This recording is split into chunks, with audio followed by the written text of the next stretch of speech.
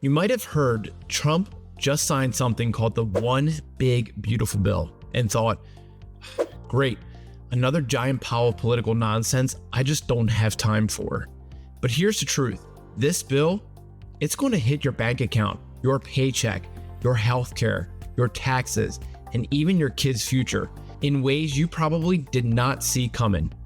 And for millennials trying to stay afloat in the chaos of 2025, understanding what's buried in this bill might be the key to surviving and maybe even getting ahead. Let's break it down because you're about to see what no headline is really telling you. Here's what you need to know. First, this bill is massive. We're talking trillions in spending and cuts. It's being sold as a win for the middle class and a return to Trump-era economics. But like most things in politics, it really depends on who you are. If you're a millennial, meaning you're probably in your 30s or early 40s, maybe raising kids, maybe juggling a mortgage, maybe trying to pay off debt, here's how this thing hits you directly. Let's start with what sounds good.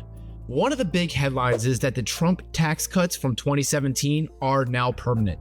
That means that income tax rates are staying lower for everyone, at least on paper. Your take-home pay might go up slightly. For example, if you're married and making a combined $150,000 a year, you're likely keeping an extra couple grand a year compared to what was scheduled to happen to you in 2026. So yeah, that's real money. The bill also raises the cap on the SALT deduction, which is short for state and local taxes. Under the old rules, you could only deduct $10,000 of state and local taxes. Now, that cap jumps to $40,000.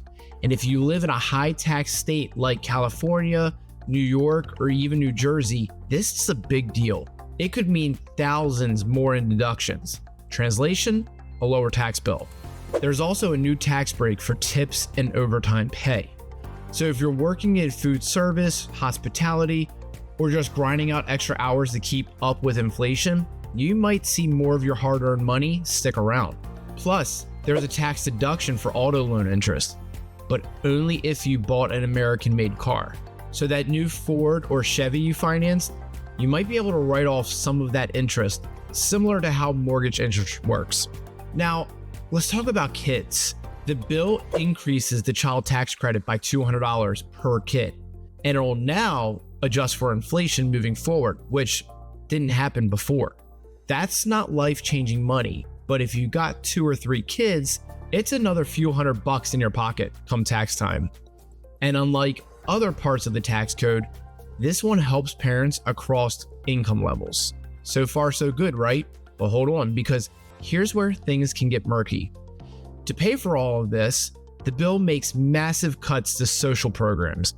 And that's where millennials, especially those in lower or middle income brackets, could take a hit. So let's start with healthcare. This bill cuts Medicaid funding by over 12% and ramps up income verification and work requirements. What that means is millions of Americans could lose coverage. And if you've ever had a lapse in insurance, you already know how brutal that can be. These cuts won't just hit people on welfare, they could hit your parents, your kids, you if you go through a job loss or health issue. And it's not just health. SNAP benefits, aka food stamps, are getting slashed too. States now have to kick in more of the cost, and that means red tape, delays, and flat out denial for a lot of people who need help feeding their families. There's also less funding for rural hospitals and fewer subsidies for public clinics.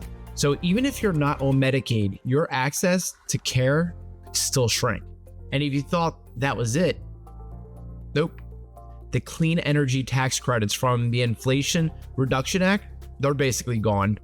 That $7,500 EV credit everyone was banking on, dead. The solar panel incentives, on life support. So if you were planning to go green in 2025, you're kind of on your own. This bill basically rewinds the clean energy movement by about a decade, which if you care about climate change or if you work in renewable energy, should raise some red flags. So let's zoom out. This bill adds between 2.8 and 3.4 trillion to the national debt over the next 10 years. Now I know what you're thinking. I've got bills due next week. What should I care about the national debt? Well, because eventually that bill comes due. Higher debt means more interest payments by the government, which means less money for schools, roads, or future safety net programs. Translation, your kids might be paying for this bill literally. But here's the kicker. Most of the benefits in this bill go to higher income households. That bigger SALT deduction, it only helps if you itemize and if you actually pay that much in state and local tax. That auto loan interest deduction, only if you bought American. That child tax credit increase, great, unless inflation eats it up before tax season. And the income tax cuts, sure, but the biggest savings go to people earning six figures and beyond. So while the average millennial might save a few $100 a year, the top earners, they're pocketing thousands. Here's a real life example. So let's say a couple making $75,000 a year with two kids might save about $800 to $1,000 a year. A couple making $400,000 in a high tax state could save over $10,000. That's not exactly balanced. And while those tax savings feel good, they come at a cost. Because if you or someone you love relies on Medicaid or SNAP, or works in clean energy, or uses public services that are now going to be underfunded, you're paying for this bill in other ways.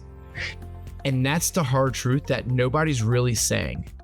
This bill isn't just about tax brackets, it's about priorities. It's choosing to give more money to those already doing well at the expense of programs that serve those who are just getting by. And that includes a lot of millennials. Millennials who are caring for aging parents, millennials whose kids rely on school lunch programs, millennials whose healthcare plan is already hanging by a thread. So what's the move? If you're in that middle bracket, maybe making decent money, but not rich yet, this bill gives you a few small wins. You should definitely recalculate your withholdings with the new tax rates. Check to see if your auto loan interest is now deductible. See if your employer is adjusting benefits around child tax credit or health coverage. Start planning now for the loss of clean energy incentives. Look into private insurance alternatives if Medicaid was your fallback plan. And if you're one of the lucky ones getting a big windfall from this bill, cool. Maybe ask yourself, what is it costing everyone else? Because yeah, this bill is big and beautiful if you're sitting in the right tax bracket. But for a lot of Americans, especially millennials still grinding it out, it's just another reminder that the system wasn't built with us in mind. Still, information is power. And just by watching this, you're ahead of the game. So use it. Rework your budget. Adjust your deductions. Pay attention to how your benefits might change. And most of all, don't assume someone else is going to figure this out for you. Because when bills like this pass, the winners are the ones who act. The ones who understand the fine print and take advantage of the new rules before everyone else catches on. Be that person. You don't have to like the bill, but you do have to deal with it.